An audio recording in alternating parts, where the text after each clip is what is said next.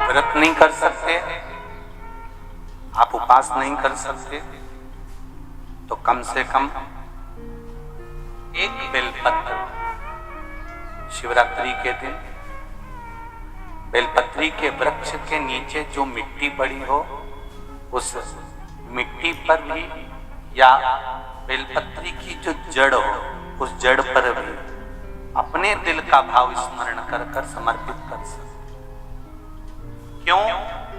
स्कंद पुराण में कहा गया है कि बेलपत्री के वृक्ष के नीचे शिवरात्रि के दिन 33 कोटि देवी देवता भगवान शंकर की आराधना करने आते। जैसे श्रावण के महीने में पार्वती और मां गंगा,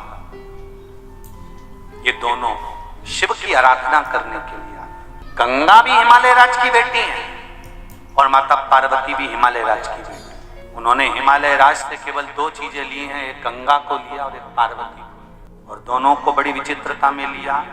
गंगा को मस्तक पर चढ़ाया, गंगा को मस्तक पर बिठाया और हिमालय राज की एक बेटी को अपनी गोदी में बिठाया। पार्वती को भगवान गोदी में लिया, एक को मस्तक पर, एक को गोदी। अगर बेलपत्र खाओगे शंकर जी के मंदिर की तो मुख में जीवान छार छार हो जाती है। बोलो सही है कि गलत? प्रतिदिन बेलपत्र खाओगे शंकर मंदिर की तो मुख में कई बार छाले भी पड़ जाते हैं। सत्य है कि गलत है? शिव महापुराण की कथा कहती है अति सर्वस्व वर्जते। आपको अगर बेलपत्र खाना है, हफ्ते में 2 खाओ, हफ्ते में 3 खाओ।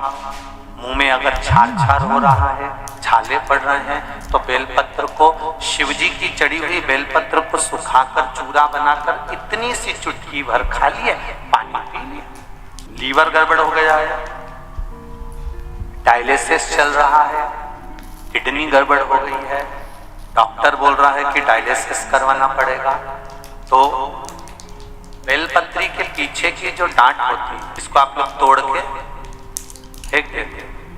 वो बेलपत्री के पीछे की जो डांट है ये ब्रह्मा विष्णु महेश, समझ में आ रहा है आप लोगों को?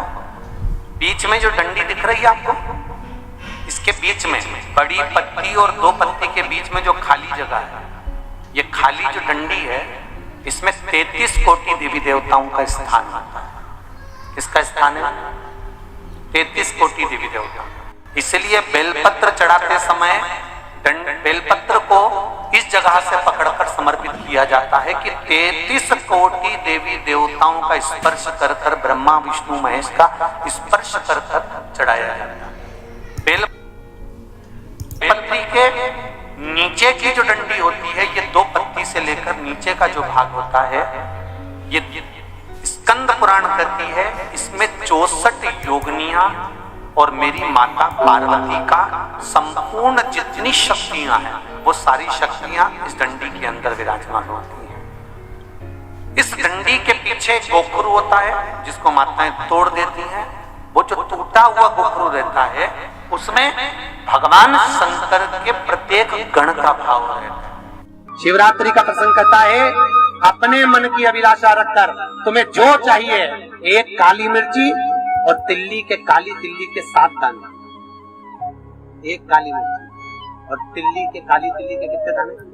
7 दाने हथेली में रखकर अपनी कामना कर कर मन से अपने मन की बात को कहकर शंकर भगवान के शिवलिंग पर चढ़ा दीजिए। आपकी मनोकामना, कहते हैं हर महीने शिवरात्रि आती है, इस शिवरात्रि पर, मुख्य शिवरात्रि पर चढ़ाओगे, अगले महीने की जब शिवरात्रि आएगी तो आपकी मनोकामना पूरी हो जाएगी। एक काली मिर्ची और 7 काली तिल्ली के दाने मात्र। एक क्रम में और है महाराज, लिंग पुराण कहती है मान लो किसी व्यक्ति को कोई एक भारी बीमारी हो गई, बड़ा रोग हो गया और वो रोग डॉक्टर कह रहा है कि ये ठीक नहीं होना है, बहुत तकलीफ उसमें है और कष्ट ही कष्ट है, वो ठीक नहीं हो रहा, दवाइयां लग रही, गोलियां खा रहे हैं, तो महाराज उसका भी वर्णन है। 7 धतूरे, कितने धतूरे लेना है? 7 धतूरे। कोई सी भी शिवरात्रि से मतलब महीने में एक बार शिवरात्रि आती है, प्रत्येक महीने आती है।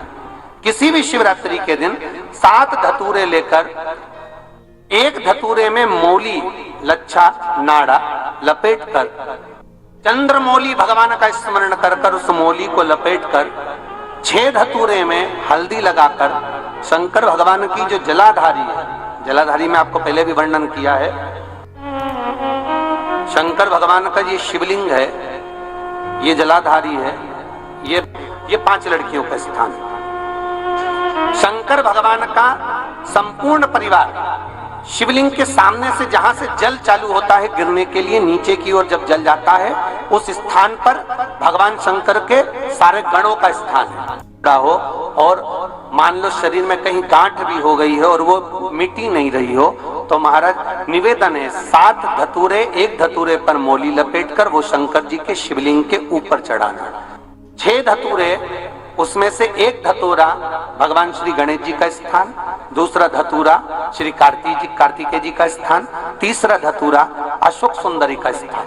महाराज शंकर भगवान की जगदम्बा जी के हस्त कमल के ऊपर 1 धतूरा, 1 धतूरा जहां से जल नीचे की ओर बहकर जा रहा हो, पानी जिस जगह से नीचे गिर रहा हो बिल्कुल वहीं पर 1 धतूरा चढ़ा देना है। उस धतूरे को चढ़ाने के बाद वो धतूरा वापस लेकर आना है।